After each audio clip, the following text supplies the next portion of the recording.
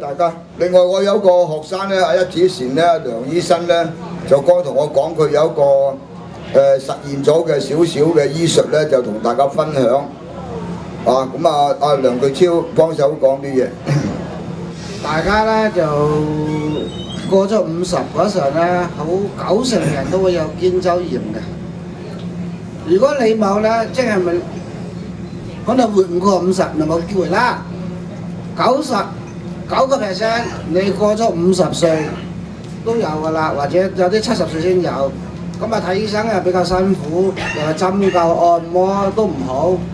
咁我哋已經有15年嘅實驗，而家得出結論啦，包好唔使錢，只要你做就得㗎啦，好簡單。快嘅就3個星期，慢咧就3個月，100%會好，就唔使1分錢。好啦，而家我哋做，好簡單嘅。嗱，隻手一拍，就咁拍個手啫，就咁簡單。因為我哋嘅手有3針3樣，12經絡6條經絡就喺個手，佢咧心臟病、高血壓、糖尿病基本上咧有90%會好，肩周炎100%會好。初咧，如果你嚴重咧就咁樣做啦，係嘛？即係好嚴重嘅，有啲人就咁樣啦，有啲更加嚴重嘅。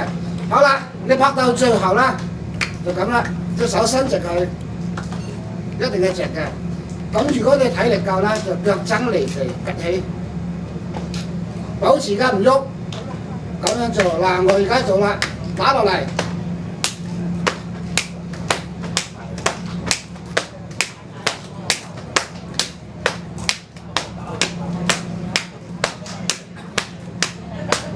好簡單，連大髀都打埋，成個大髀發滾發熱嘅，隻手咧興嘅喺度着火咁嘅，咁啊開始有效啦。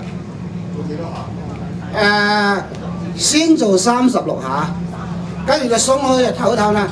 如果你覺得自己精神體力夠，你再做36下。如果都仲好夠嘅話，再做36下，嗱夠啦，唔好超過108下。因為有人做超過108下一次過咧。係傷咗過勞，即係飯咧，一日食1碗咧，可能一餐食1碗咧冇事，一餐食10碗可能就胃病啦，係嘛？就咁簡單嘅啫，好簡單。記得一隻腳尖離地，下邊要打落嚟，打咗隻腳大髀興晒，好似着火咁，我就有效啦。